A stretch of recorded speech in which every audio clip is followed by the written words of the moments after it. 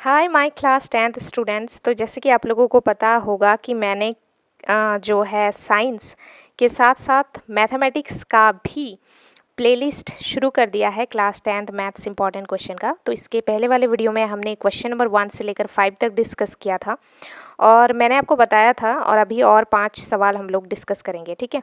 तो ये जो क्वेश्चन है गाइस, मैं आपको बता दूं, ये क्वेश्चन 1 मार्क्स में पूछा जाएगा। मतलब ये सारे क्वेश्चंस 1 मार्क्स में पूछा गया था, 1 मार्कर क्वेश्चन है, ठीक है, बोर्ड एग्ज़ाम के लिए।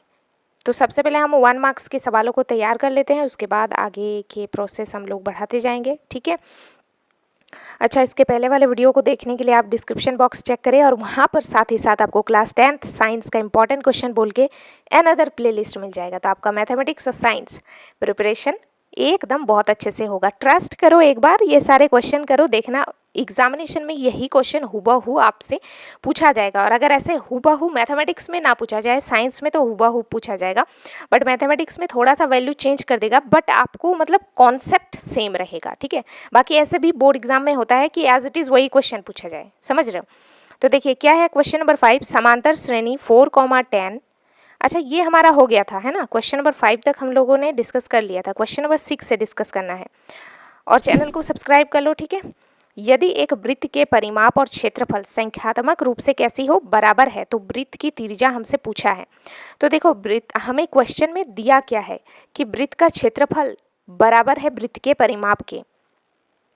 अब देखो, वृत्त का क्षेत्रफल का फॉर्मूला क्या होता है, पाई आर स्क्वायर, और वृत्त का परिमाप 2 पाई आर, ठीक है। अभी मैं यहाँ पर खुद से सॉल्व कर रही हूँ, ठीक है, यहाँ पर ब्लैंक है। तो देखो, वृत्त का क्षेत्रफल होता है पाई आर स्क्वायर, ये बराबर है वृत्त के परिमाप दैट इज 2 पाई आर। ध्यान से देखना, ठीक है। पाई से पाई कैंसिल, ये आर स्क्वायर है, आर स्क्वायर का मतलब क्या होता है, आर इंटू आर। तो इससे एक आर कट गया, तो हमारे पास इधर क्या बचा, सिर्फ एक आर बचा ना, सिर्फ, क्योंकि ये तो कट हो गया, ये तो कट हो गया, और इधर हमारे पास 2 बचा। तो आर मतलब क्या है, त्रिज्या, तो त्रिज्या क्या निकला, 2। तो यहाँ पर देखो वही चीज़ क्या है, सेम। तो आर का मान आया 2। अब देखो यहाँ पर सेंटीमीटर मीटर कुछ भी नहीं है, तो हम क्या कुछ भी नहीं लिखेंगे, हम लिखेंगे इकाई, ठीक है, जब कोई मात्रक हमें नहीं गिवन होता है। तो अगर मैथ्स में 100 में 100 चाहिए, तो आपको ऐसे ही अपने पेपर को लिखना है, बहुत ही ध्यानपूर्वक। मेरा 100 में 100 आ चुका है। मैं एक वीडियो बनाऊंगी जिसमें मैं आपको क्लास 10th और 12th के रिजल्ट को मैं शो करूंगी, ठीक है। वो वीडियो शायद कल ही आ जाए, ठीक है। तो प्लीज़ स्टे कनेक्टेड, और मैं वहाँ पर स्ट्रेटेजी भी शेयर करूँगी। तो मैं सोच रही हूँ एक स्ट्रेटेजी की भी प्लेलिस्ट तैयार कर लूँ। क्या ख्याल है, कमेंट में बताना। क्वेश्चन नंबर 7 में पूछा था कि आकृति में यदि DE पैरेलल यानी समांतर है BC के, तो x का मान हमसे पूछा है। इस क्वेश्चन को हमें सॉल्व करने के लिए सबसे पहले आकृति को ध्यान से देखना है। देखो क्या दिया क्या है, जो DE है वो समांतर है BC के, यानी ये DE समांतर है BC के। तो जब ऐसा होता है ना, तो इससे हम एक कंक्लूजन क्या निकाल सकते हैं, थेल्स के प्रमेय से।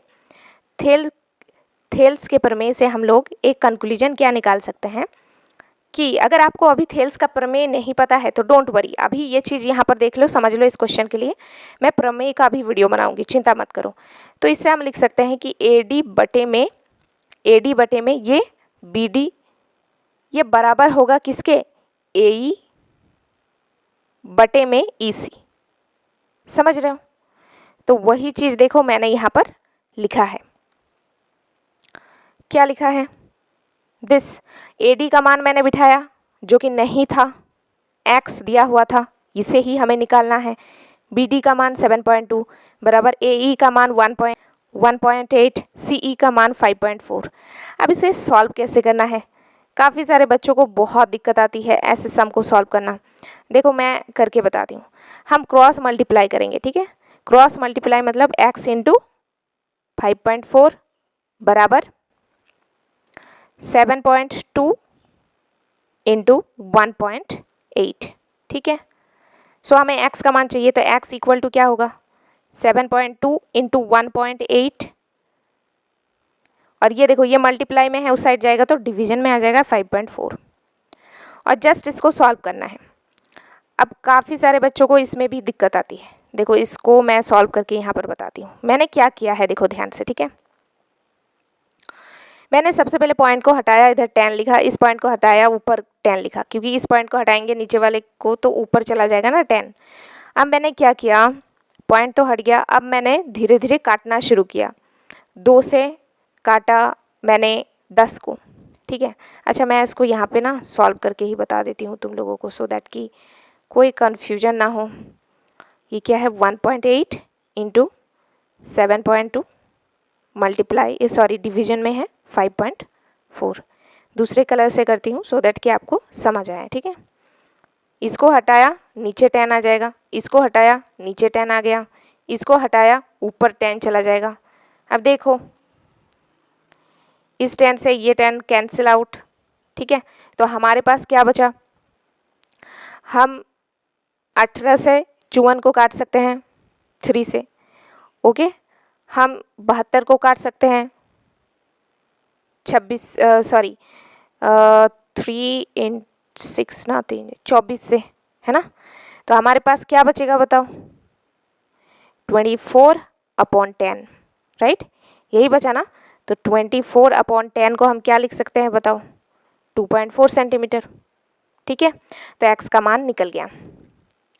अब क्वेश्चन नंबर 8 देखो क्या है, सब 1 मार्क का क्वेश्चन है भैया, 1 मार्क्स भी बहुत इंपॉर्टेंट है। वृत्त को 2 बिंदुओं पर प्रतिच्छेद करने वाली रेखा को क्या कहते हैं, जीवा कहते हैं भैया।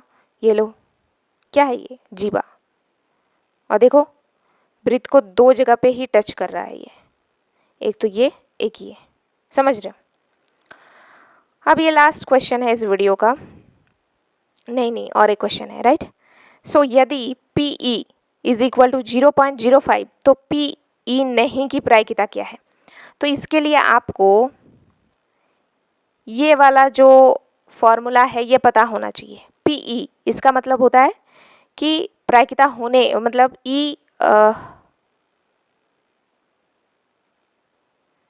ये फॉर्मूला आपको पता होना चाहिए। PE प्लस PE नहीं होने की प्रायिकता बराबर 1।